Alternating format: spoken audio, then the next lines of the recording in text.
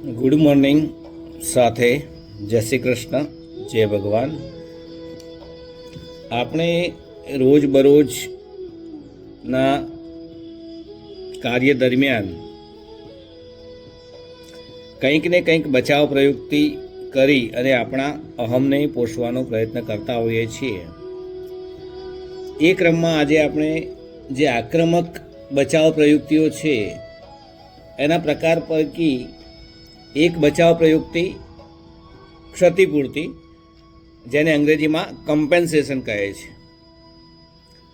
તો આ ક્ષતિપૂર્તિ એ મૂળ બચાવ રચના કે પ્રયુક્તિ છે, જેનો ઉપયોગ અમુક લોકો વિશિષ્ટ ખામીઓ પૂરી કરવા તથા તેને સંબંધિત ત્રુટિઓ કે ખામીઓ છુપાવવા માટે કરે છે, જેથી તે ખામીઓ ચેતન સ્તર સુધી પહોંચી ન શકે. એટલે કહી શકાય કે ક્ષતિપૂર્તિ એક મૂળ પ્રયુક્તિ છે અને આ પ્રયુક્તિમાં વ્યક્તિ પોતાની કમજોરીને દૂર કરવાનો પ્રયાસ કરે છે, જેના માટે તે પોતાના જીવનના કોઈ પણ ક્ષેત્રમાં અસાધારણ સિદ્ધિ કે ઉપલબ્ધિ હાંસલ કરવાનો પ્રયત્ન કરે છે. અને આ પ્રકારના પ્રયાસ કે પ્રયત્નોથી તેની ખામી કે કમજોરીથી જે ઉત્પન્ન થતો હીનભાવ, નિરાશા, અપમાન કે સંઘર્ષ દૂર થઈ જાય છે. એક નાનું ઉદાહરણ લઈએ કે નેપોલિયન એક પ્રસિદ્ધ યોદ્ધા હતા, પરંતુ તે શારીરિક રીતે ઠીંગણા હતા, એટલે ઠીંગણાપણાના શિકાર હતા. તો કહી શકાય કે શારીરિક ખામીથી જે પેદા થતો હીનભાવ તેમણે યોદ્ધાના રૂપમાં ખ્યાતિ પ્રાપ્ત કરીને દૂર કર્યો. તો વ્યક્તિના જીવનમાં આ પ્રયુક્તિનું મહત્વપૂર્ણ સ્થાન છે,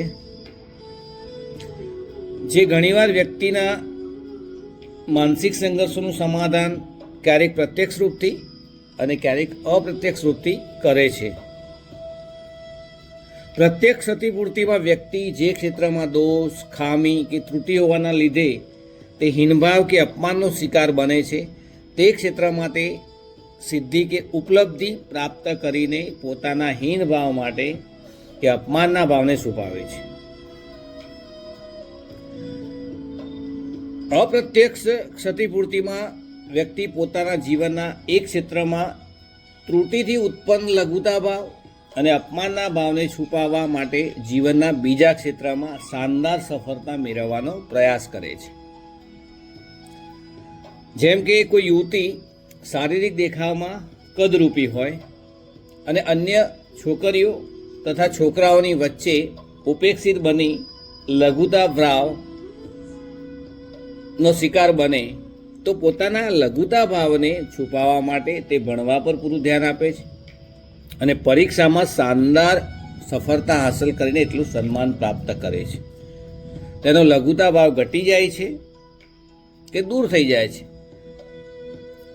અને આ રીતે જો આપણે પોતાના આંતરમન સાથે વાત કરી અને સંશોધન કરીએ તો આ પ્રકારની જે બચાવ પ્રયુક્તિઓ આપણા જીવનમાં કઈ રીતે ઉપયોગી છે આપણને ખબર પડે.